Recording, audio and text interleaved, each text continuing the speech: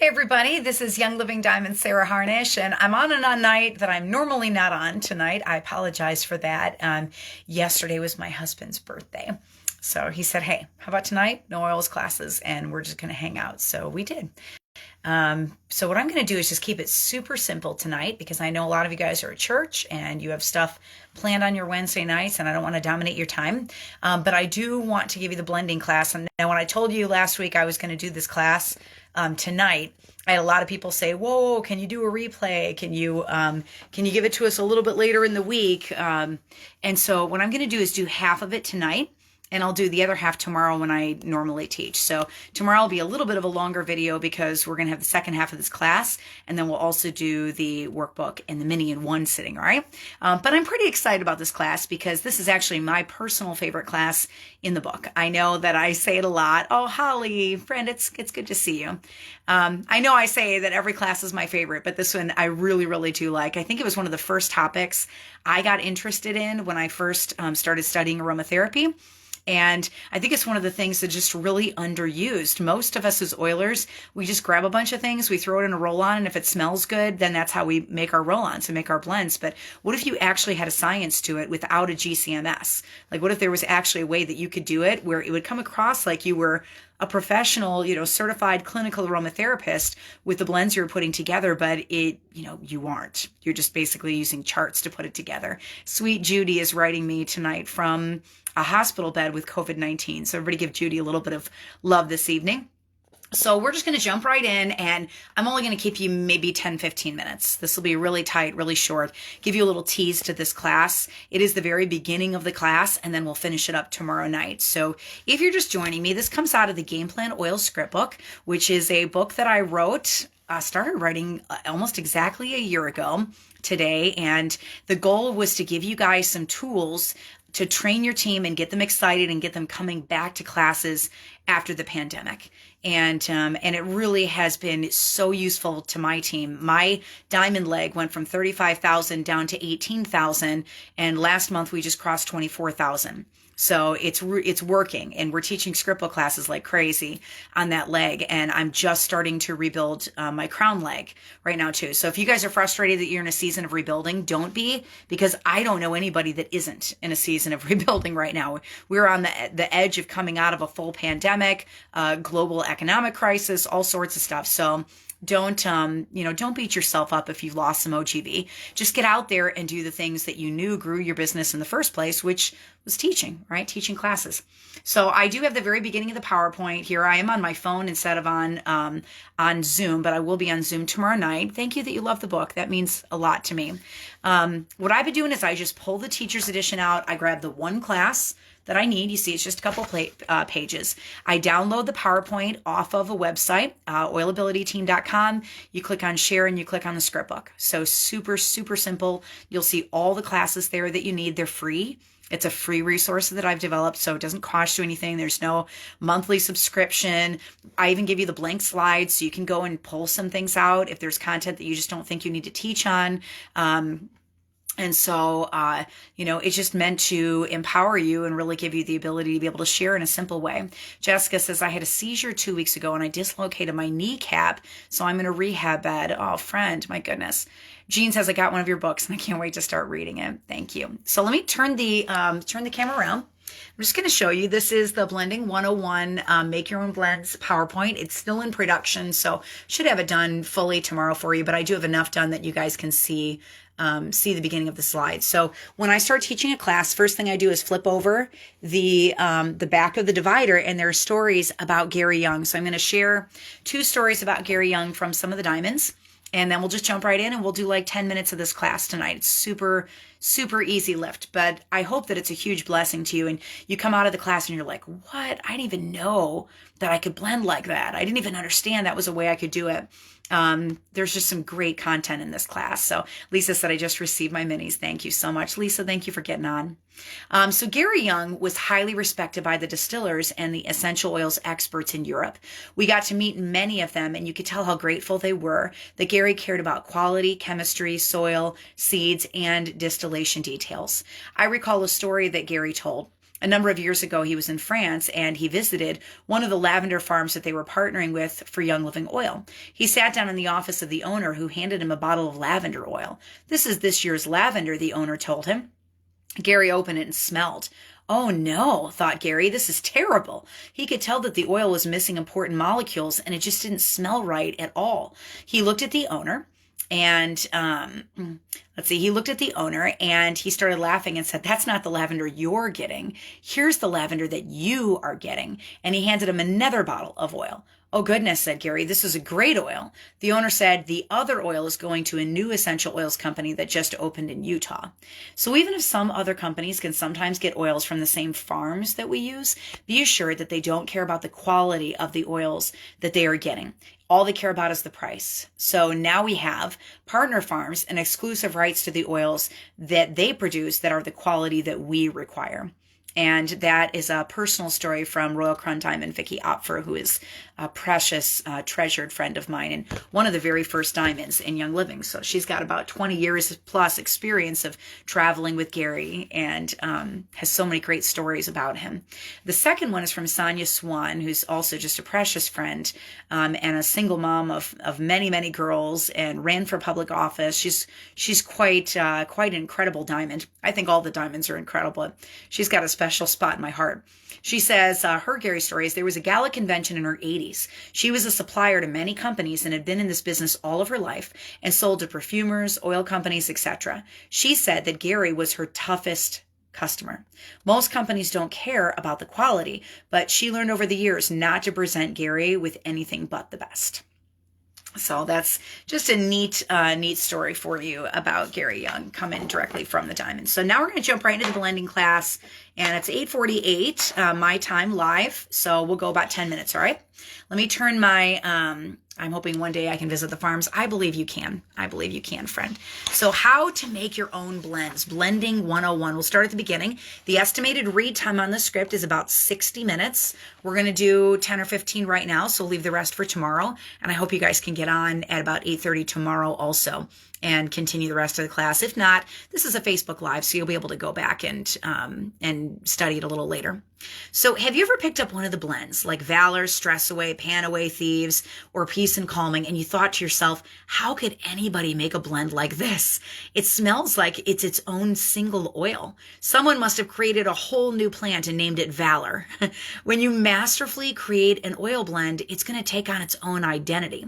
Gary Young was truly a genius aromatherapist, and part of his gift came from hard studying, and part of it came from hard work and from experimentation, and part of it came from raw talent. Gary has been called the oil's whisperer. He could accurately name the constituents from a bottle of oil opened across a room. The blends that he created, we will be blessed with for our lifetime. But how do you make blends at home? How do you do it with the oils that you have downstairs, right, in your house? Well, if I were to truly teach you blending, you'd have to take a couple of algebra courses first, and then you'd round it off with at least one chemistry course, college level, with the labs.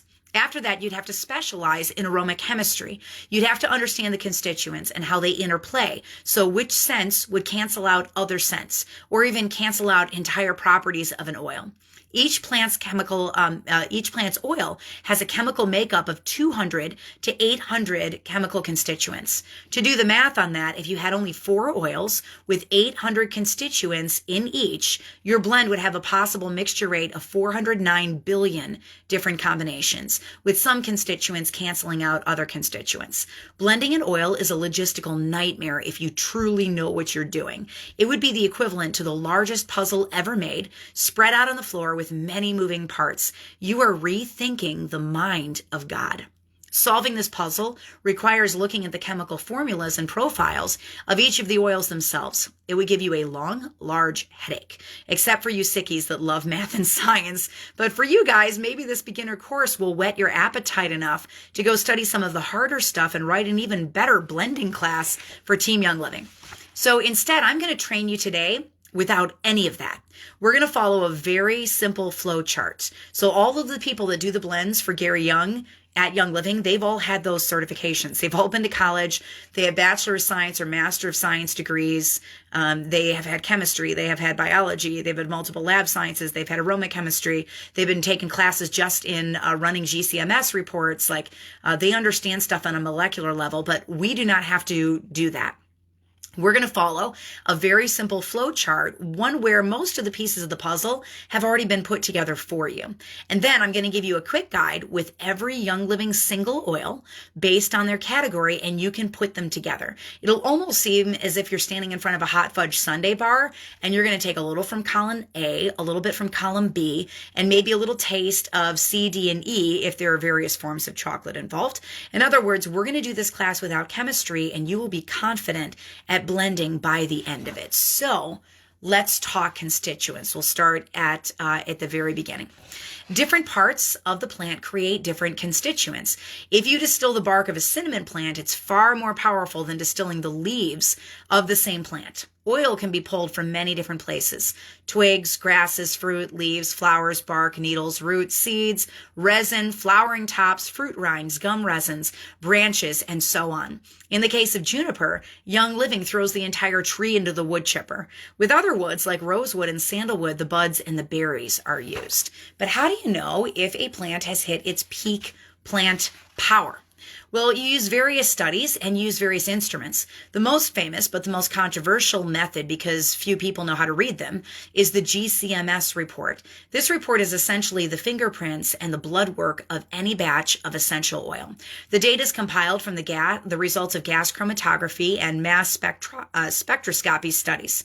So it measures the chemical constituents of a particular essential oil in order to determine its quality. It confirms that everything in the sample is actually an oil and not a foreign substance, or that the oil has not been adulterated. It's been described as an oracle of immense knowledge trying to read this test. In a nutshell, the essential oil is placed into a heating chamber and vaporized. The vapor molecules pass through a specialized piece of equipment that measures the rate of vaporization and the percentage of the constituent in the sample. All the molecules move rapidly in one direction, and then a force tries to deflect them. Next, each compound is fed into a mass spectrometer where it ionizes the compound to classify it. The information is plotted on a graph to determine its weight. You can see comparisons of its makeup and its purity, but also how strong the oil is. So basically, from all of this, you know when and if the plant has hit its peak plant power. You guys just got a crash course in 4 sentences on how a GCMS report works. So now we're going to talk about top, middle, and base notes. And I'm going to flip my camera on just to look at you guys for a minute. And being a mad scientist is fun. Yeah, it is, right? So in aromatherapy, there is a literal scale of smells that was first coined by a famous English chemist and a perfumer. His name was George William Septimus P.S., and he was born in 1820. It was such an accurate way of describing smells, which is a really hard thing to write down. How do you write down how an apple pie smells? How do you write down how chocolate chip cookies smell, or how bread baking smells, or how a hibiscus smells? Like, how do you write down those things? Well, this system was so effective that the system stuck, and it's been used for 2 centuries. He used musical metaphors with words like notes, chords, harmony, and progression. His system stuck, and aromatherapists around the world still use it 200 years later. So think of your oil blend as a composition, a musical composition. The oils and their smells are sounds or musical notes, and the blend can't be out of tune. So when you play the scale, you're going to go from the lowest note, the bass note, or the heaviest, to the top note, the high note, or the sharpest note. The notes in between are middle notes. Each note corresponds to a specific key. So we're going to talk blending by notes. I just switched my PowerPoint here. So if you're blending an oil by notes, you're using one of the most common techniques for blend creation. We're going to break it down each of the categories by smell of note. So top note smells would be citrus or aromatic. Middle note smells would be floral, green, fruity, and spicy. Base note smells would be woody and amber. Your blend should include at least one or more from each of these categories: top, middle, and base. A good blend will also include a fourth note, a fixative or a bridge note. Perfumers recommend lavender, peppermint, chamomile, marjoram, copaiba, myrrh, or vanilla to blend things, to have that fixative. So do you see why you have so many new blends with the addition of vanilla to the Young Living lineup? It's because it's one of the fixatives. Not only does it have an incredibly soothing scent, but it's a fixative. So it's going to make all the other oils in the blend smell better. So what are top notes? Top notes have a really light, fresh aroma. They're the first scent that you smell after opening a bottle or after applying it topically to your skin. And they evaporate very quickly, but they give you the very first impression you're going to have of an oil. Thank you, Stephanie. That means a lot.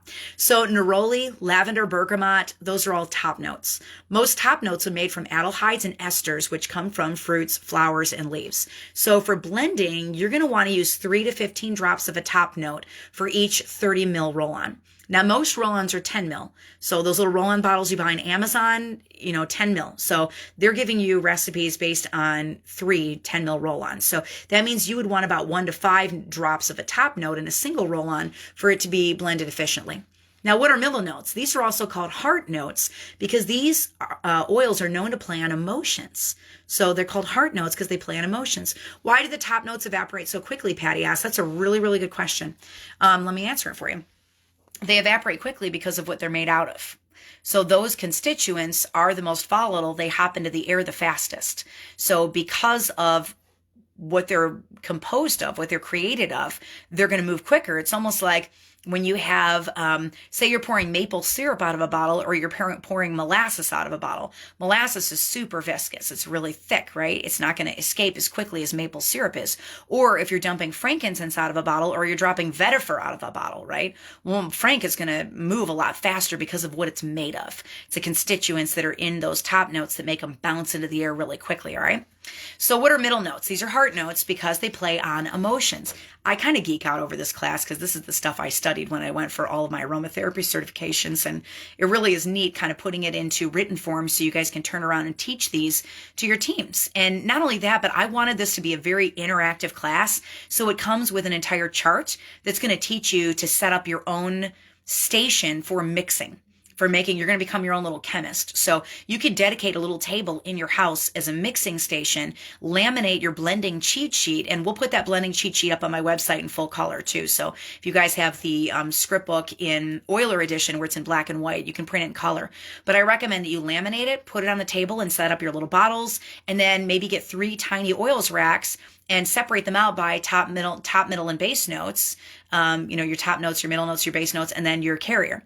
And your different types of carriers. So Holly, you picked a good class to pop back on. So let's go back to heart notes. So we're about to wrap up here. We're toward the end. I got a couple more topics and then we'll finish this class tomorrow night for you guys. So heart notes play on emotions. They're calming, releasing. Usually it's the middle notes, not the top notes that cover up any unpleasant smell from the base notes. Everybody thinks, oh, when I'm mixing, I got to throw a lot of citruses in, lots of top notes because I got to hide that heavy cedar wood. I got to hide that heavy sandalwood. I got to dull it down a little so it's not so much, but it's actually not the top notes that do the hiding. It's the middle notes that do the hiding in the blend. So common middle notes are Roman chamomile, cypress, juniper, rosemary, peppermint, lavender, or balsam fir. These are also called enhancers. And you might be thinking, well, I don't really like the smell of rosemary. I'm not going to use that to hide things. But it's amazing when you mix rosemary with, a base note with like a sandalwood, it's going to smell completely differently. Totally different because once you mix it, you're changing the chemical constituents that it's made up of. It's like when you mix 2 different things in a chemistry class and you made a solution, you've made something different. If you mix salt into water, you've made something different, right? I am about to go over carriers in just a second. Yeah. So these are called enhancers, equalizers, and balancers. Chemically, they're monoterpene alcohols that are found in herbs, leaves, flowers, and needles. Middle notes are what we smell after the top note fades, or about 15 seconds after we first encounter the smell. Middle notes can last 2 to 4 hours on the body. So for blending, you're going to want to use 2 to 10 drops of a middle note for each 30 ml roll-on, or 1 to 3 drops if you've got a regular size roll-on. This is a copy of the cheat sheet.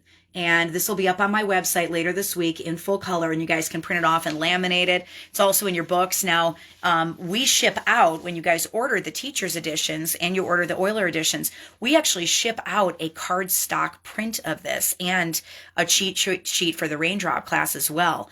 And it's really nice. Like, it's in full color. It's really cool looking. So you can use that in your blending station also. Good to be back listening to you. I've been gone for a while. Jeannie, I'm glad you're here, friend. So what are base notes? That's the next thing that we need to learn a little bit about, right?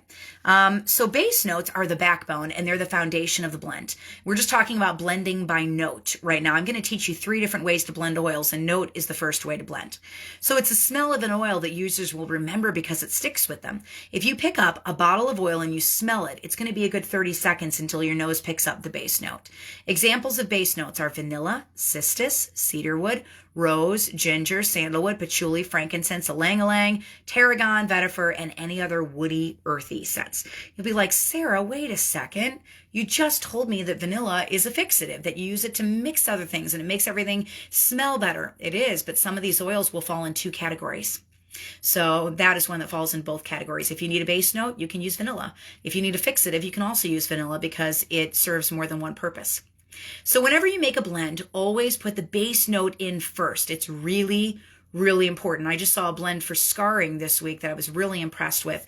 And one of the notes they said when Gary gave them that recipe, it wasn't given to me by Gary, but it was given to another leader by Gary. She said it's really important you put the oils in the bottle in this way. So whenever you're blending, base notes always go in first. Typically, you're only going to put 1 base note in a blend if you want to use it to enact change in the body.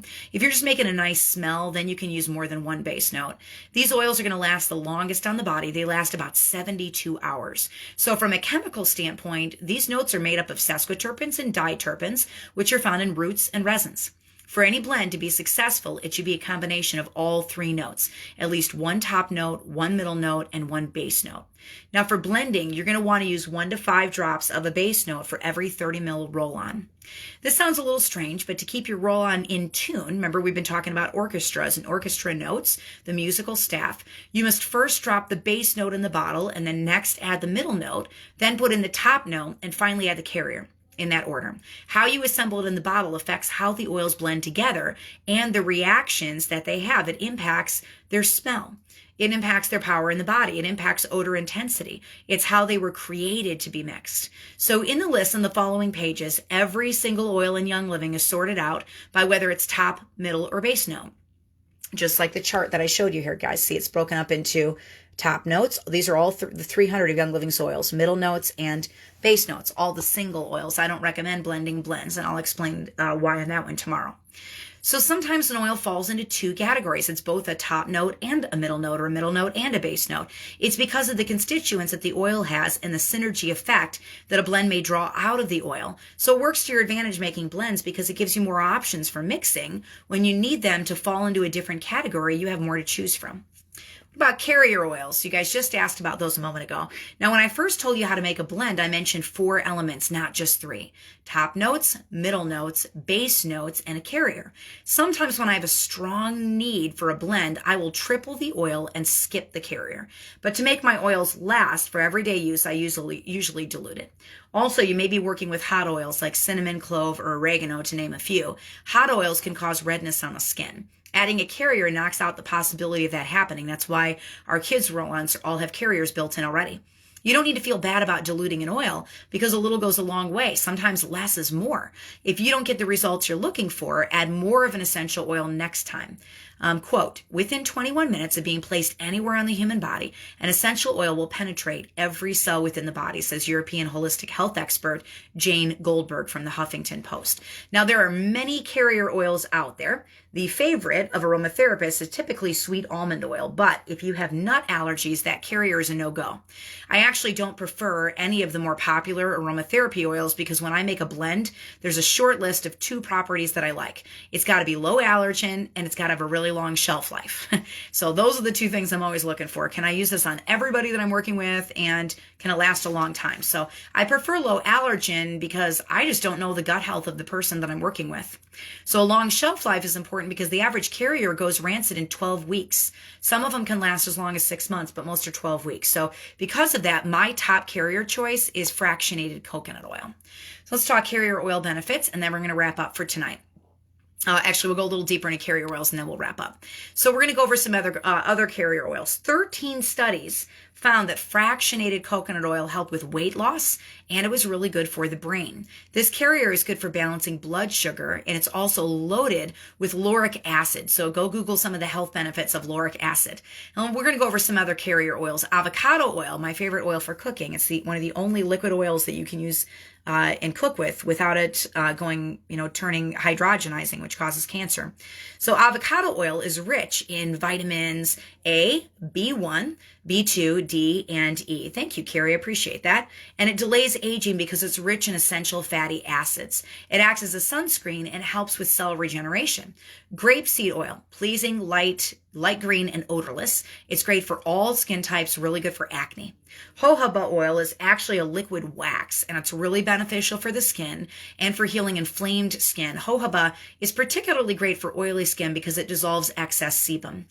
Olive oil protects the body from free radical damage. Virgin means that it comes from the first pressing of the fruit. It's the most potent. Olive oil is great for dry, damaged, or split hair, and you can also use this on scars. Sunflower oil is high in vitamins A, D, and E. It doesn't leave the skin feeling oily, and it replaces linoleic acid, which is washed away with soap whenever you shower. Sunflower oil is really soothing to sunburns. It works as a diuretic, and it can also soothe the lungs. This oil is not easily absorbed into the skin, therefore it should be combined with a carrier that is easily absorbed. Sweet almond oil is really good for the heart. It helps prevent free radical damage, and it makes an excellent moisturizer. Wheat germ oil is high in vitamins E, B1, B2, B3, B6, zinc, potassium, sulfur, and phosphorus. And this oil helps the formation of new cells and also helps damaged skin. It's great for minimizing wrinkles, stretch marks, and burns, and it strengthens the nervous system. So my second choice for a carrier, I use fractionated coconut oil more than anything else. But right after that, my second choice is Young Living's V6 massage oil. You're going to get a longer, but not infinite shelf life with the fractionated coconut oil that's infused in it, as well as the added health benefits of 6 carrier oils, including sesame oil, grapeseed oil, sweet almond oil, wheat germ oil, sunflower seed oil, and olive fruit oil. It comes in a small size, 8 ounce, if you don't go through it very quickly, or if you're like a massage therapist or making roll-ons like a boss, then there is a 32 ounce size on Young Living's website. Now, because the carrier oils in it can go rancid, I usually only keep these blends for 6 to 8 months or 2 years if you refrigerate them, because carrier oils are greatly influenced by heat and they're greatly influenced by light. So digging deeper into carrier oils, we're going to finish up the section on carrier, and then we'll teach a little bit more tomorrow on blending by botany and then the last way of blending. So we're going through 3 different ways of mixing your oils. So, all right, digging deeper into carrier oils. Carrier oils are completely different from essential oils because their molecules are much larger. They can't go places in the body that essential oils can go. So they come from nuts, seeds, or kernels that contain fatty acids and fat-soluble vitamins. There are 2 ways of extracting carrier oils: cold pressed and maceration, smashing them. Because they are not extracted using heat, their vital nutrients are preserved. That means that you want to look for cold-pressed organic carrier oils and reading the ingredients on the side of the bottle. Carrier oils are basically a vehicle for applying essential oils to the skin for massage. Essential oils and carrier oils have a symbiotic relationship in aromatherapy, and they each have their own virtues. So the carrier oil will hold the essential oil in the skin so that more of it is absorbed. Otherwise, about 90% of the essential oil evaporates into the air before it gets into the skin tissue. I'm going to repeat that because it's going to make you really sad. 90% of the essential oil evaporates into the air before it gets into the skin tissue. So you don't just use it to dilute it so that it doesn't enter the skin quickly and cause redness. You also use it to basically glue it to your skin until it's absorbed, so that 90% of the oil that you're using doesn't end up in the air instead of in your body where you want it. So never use mineral oil or petroleum jelly as carriers because they're both derived as trash byproducts from the oil and gas industry, and they have no native botanical origins. They're used primarily because they're cheap to manufacture. They clog pores and they prevent the skin from breathing naturally. Gay says, I hope your husband had a great birthday. Thank you, friend. So how much carrier should you use to have a blend in the correct proportions? For essential oils, I'll just put this on this chart here for you. 1 drop is about the equivalent of 1/4 teaspoon. 2 to 5 drops is about 1 teaspoon. 4 to 10 drops is 2 teaspoons. 6 to 15 drops is 1 tablespoon. 8 to 20 drops is 4 tablespoons. And 12 to 30 drops is 2 tablespoons. So that's pretty cool. Just gives you an idea of about how much carrier you're going to need depending on how much oil you're using. So that's the nitty gritty of blending using notes. As I said in the introduction, it's a little column A and a little bit of column B and a little bit of column C and D.